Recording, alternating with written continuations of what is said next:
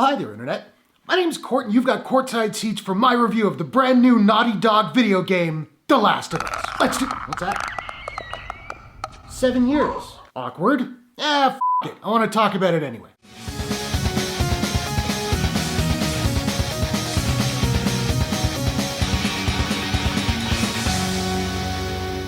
The Last of Us is a survival horror action drama video game from directors Neil Druckmann and Bruce Straley and Naughty Dog. The game stars Ashley Johnson, Troy Baker, Hannah Hayes, Jeffrey Pierce, Annie Wersching, Merle Dandridge, W. Earl Brown, Brandon Scott, Nadji Jeter, and Nolan North. In a hostile post-pandemic world, Joel and Ellie, brought together by desperate circumstances, must rely on each other to survive a brutal journey across what remains of the United States. Now, I've never done a video game review on my channel, but considering that the sequel to The Last of Us being a video game that everybody loves, the sequel just dropped, not too long ago anyway, and the fact that during lockdown I had little better to do, I thought it was a good time to play and review this game. The first game that came out 7 years ago. Nobody's gonna watch this video, and that's fine. But I have a burning desire to talk about this game because it's one of the best things I've experienced in this dumpster fire that is 2020. Now, I should say, for context, I did play the game, the remastered version of the game, on PlayStation 4. And I'll also say, for context, I'm not a huge gamer. I dig vids, but I'm not like all about them. I love the Arkham series, GTA, the Uncharted games, and older school things like Super Mario, Star Fox, Donkey Kong Country. And this may end up being a little bit long-winded. I have a lot to say about this game. And finally, this is a full spoilers review, so if you're as late to the game as me and you don't want to be spoiled, this is not the video for you. Now, having a basic knowledge of pop culture and maybe through some cultural osmosis, I was aware that this game was about characters named Joel and Ellie, a sort of father-daughter team. I started playing it, Ellie wakes up on the couch when her father gets home, and she gives him a birthday present, a watch that she afforded by selling drugs. She sells hardcore drugs, and Joel hits back with, "Well, good, you can help out with the mortgage then." I shouldn't do impressions. But immediately I found this relationship between this father and daughter just beautiful and very real. I was completely locked into it. And then Joel calls her Sarah. At this point, being the brilliant detective that I am, I deduced that Sarah was not in fact Ellie. I figured it out, you see, because her name was Sarah and not Ellie. Then I realized, oh no, I think I see where this is going. Sarah's gonna die, and eventually Ellie will become sort of a surrogate daughter figure for Joel. And the ending of that prologue was absolutely heartbreaking. I thought I was emotionally prepared for it because I had a feeling I knew where it was going. I wasn't. It's a testament to how well this game crafts its characters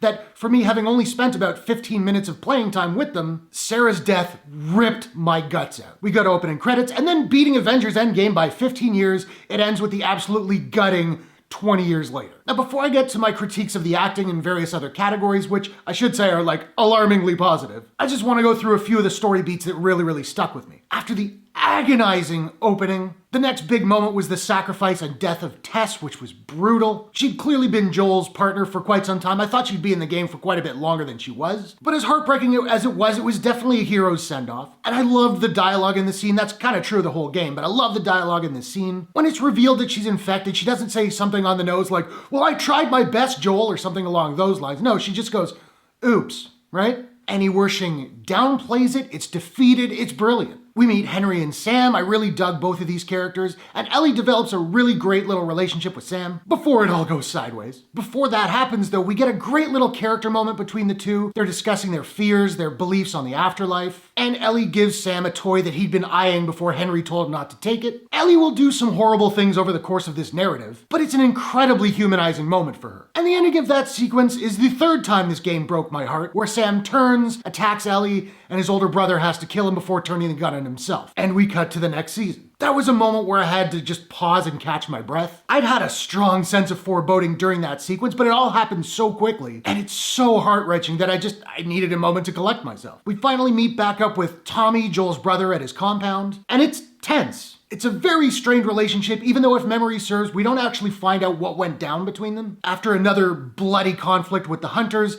Ellie escapes, Joel finds her in a cottage on the outskirts of town. And this is one of my absolute favorite moments of the game. The acting and the writing in this sequence are some of the game's best. Ellie confronts Joel for wanting to hand her off to Tommy and brings up Joel's daughter Sarah, and the dude gets mean. The cruelty of the conversation wasn't really all that surprising, given how Joel and Ellie feel about each other at this particular moment, but it was still hard to watch, and it made me hate Joel a little bit for at least a time. Now, I didn't play the Left Behind DLC, I watched the cutscene movie on YouTube, and it definitely adds quite a bit of dramatic weight to when Ellie tells Joel, "I've lost people too." Then Ellie and Joel make it to the university, and this sequence is all about Joel's fall and impaling. Now, I knew he was in part 2, so I knew he wasn't gonna die in this scene, but that whole sequence had my heart in my chest the entire time. It's one thing the game does brilliantly. You feel like you're making positive progress, you're getting out of a bad situation, and then boom, random heartbreaking brutality. We cut to winter, and now we're playing as Ellie really for the first time. She's hunting a deer. And that shift to playing as Ellie really does make us question if Joel is still alive, something that the game doesn't answer for quite some time yet. That said, I really enjoyed using the bow and arrow to hunt the deer. I had a lot of fun with this sequence, and I appreciated how Ellie moved very differently from Joel. As she's smaller, she's skinnier, she's younger. That's some really good attention to detail. All of that said, I'll admit I was still worried about Joel the entire time, even though I intrinsically knew he was gonna survive. So imagine my relief when Ellie meets David, a cannibal psychopath, though we don't know that at the moment. Voiced unrecognizably by Nathan Drake himself, Nolan North. Ellie agrees to share some venison with him for some medicine, and I thought, thank goodness Joel is still alive. Ellie and David team up for a while, fighting off some infected, but it's an uneasy truce for sure. But eventually, David reveals that he knows about Joel, who's been killing David's guys, and that he has terrible plans for Ellie. And after tracking Ellie back to her hideout where Joel is, he imprisons Ellie with the intention of cutting her up and eating her. What a nice fellow. The following sequences are some of the most intense in the game. We're cutting back and forth between Ellie fighting off David in a burning restaurant, and a now ambulatory Joel interrogating dudes trying to find where she is. It all comes to a head where Ellie gets the better of David and savagely and deservedly wrecks his face with a machete. And I loved the score by Gustavo Santaolalla in here. It's the Last of Us theme that we've come to know, but it's fragmented, reflecting how Ellie's psyche has become fragmented by this trauma and this brutality. Joel busts in, pulls her off David, takes her into an embrace, and in a line that absolutely broke me, he calls her baby girl, something that he had called Sarah in the prologue. He's accepted her as his surrogate daughter, he loves her, the music swells, the dialogue fades away, and we cut to the next chapter. The duo make it to their goal of Salt Lake City, and while the bond is still very strong, Ellie's really distant, because she's, traumatized. They make their way through this busted up building, and we get one of the most low-key, beautiful moments of the entire game, an interaction with a wild herd of giraffes. I feel like on paper this would come across as absolutely absurd, but it's a gorgeous moment of reflection. Life goes on, there's still beauty in the world. As my buddy put it, quite correctly I would add, the game can be abject horror in one moment and quiet beauty in another. Before heading to the hospital, Joel gives Ellie a final out, saying they could just not go to the hospital, they could just go home. He loves her, he doesn't want to potentially lose her, he just wants to be her dad. She refuses, considering everything they've been through. She has an immunity, she could be the cure. Now, after fighting their way through a tunnel filled with screamers and runners and clickers and bloaters, they both nearly drown. Joel wakes up in a hospital, now being run by the Fireflies, and Marlene tells him that Ellie did survive the almost drowning, but he can't see her because she's being prepped for surgery, as her immunity holds the key to reverse engineering a vaccine, despite the fact that it will kill her. Joel goes on the warpath, fighting his way through the Fireflies militia, until he finds Ellie sedated in an operating theater. He kills the doctors, calls her baby girl once again, my heart, and he takes Ellie into his arms in a direct reference to him carrying Sarah in the prologue, and tries to escape the hospital. He runs into Marlene, who tells him that this is what Ellie would want, and he knows that that's true. And then we cut to Joel driving away looking very determined. And we don't know what happened. Eventually, much to my relief, we hear Ellie stir in the backseat, and we cut back to Joel killing Marlene. Finally, as they make their way back to Tommy's compound, Joel lies to Ellie, telling her that there were a number of immune people and that a vaccine just couldn't be created. Ellie demands that Joel swear to her that he's telling the truth. He does. Credits. Wow. What a story. Now, in my opinion, there is not a bad performance out of anyone in the cast. I loved Annie Wersching as Tess, Hannah Hayes as Sarah, Jeffrey Pierce as Tommy, Marlene, Bill, Henry and Sam, David, all the rest, they're all great. But let's be real, this game is all about Joel and Ellie.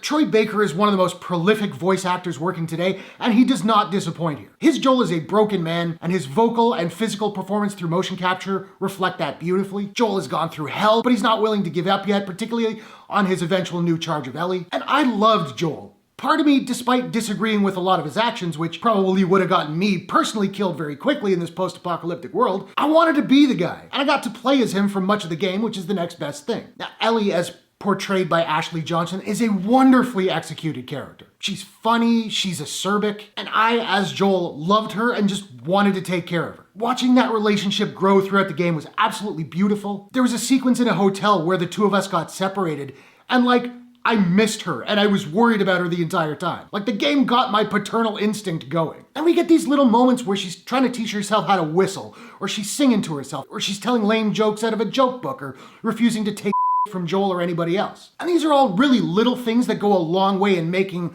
Ellie feel like a real, nuanced character. Not to mention at the same time, Ellie is vulnerable and fallible, but also a badass, hardcore warrior. And what I love about this is it doesn't come across cynically. It doesn't come across as the suits at Naughty Dog saying, well, test audiences show that strong female characters work really well with certain demographics, so let's have her swear and kill a lot. She does do those things, but it's organic, it's story-driven, that's just who Ellie is. And Ashley Johnson just crushes at bringing Ellie to life. I thought Neil Druckmann's script was phenomenal. The story is great, the dialogue is great, but I loved its restraint. It leaves so many things unsaid. Sometimes it's just things we don't need to know. Sometimes someone saying the thing would just feel on the nose. And we can infer what's being implied from the performances alone. Now, like I said, I played the remastered version on the PlayStation 4. I thought the graphics were really strong. One of the biggest issues I often have with console gaming is the character's eyes. You often get that uncanny valley thing happening. Not so much here. The eyes are very expressive. They look almost human. And I love the attention to detail when it came to 20 years of overgrowth during this pandemic. The lush foliage growing up into the cityscapes just looked gorgeous. And the sound design is really strong as well. I never got into the Silent Hills games, but I know there's radio static when the zombies are close, and I have a couple friends who have said that anytime they hear radio static now, it freaks them out. That's how I feel about the sounds of the clickers. But there's also the brilliant score by Gustavo Santaolalla, I think I got that right, which is almost a character unto itself. As for negatives, because there had to be some, I will say that the loading time, even on the PS4, is long. Particularly the loading screen with the spores at the launch of the game just goes on and on. I found some of the combat mechanics, the fighting, the shooting, as well as the horse riding, could have been a little bit better. They felt a little bit clunky, not as intuitive as maybe they could have been. And the constant gathering of supplies and fashioning new gear, really cool idea. It did start getting a little bit tedious to me, although I did appreciate the frequent lack of supplies to make it feel all that much more tense. I thought the climax in the hospital with the fireflies was amazing, but the final scene between Joel and Ellie, while brilliantly written and acted, did feel a little bit anticlimactic to me. That said, Ellie's clear mistrust about Joel and what he said about the fireflies, I think it sets up a sequel pretty well. The Last of Us presents itself as a post-apocalyptic survival horror game, and it is that. But for me, that's really more the background that the actual story is set against. And the actual story is all about this relationship between Joel and Ellie. And it's a great one. One for the books. Or the video games. Whatever. I gotta say, it's been quite a while since I've gushed about something on my channel. And I don't think I've experienced anything in 2020 that deserves a gushing more than this. It's not a perfect game, but I'm pretty comfortable saying that, yeah, I think this is my favorite video game total package of all time. Is it as fun as Super Mario 3? Well, no.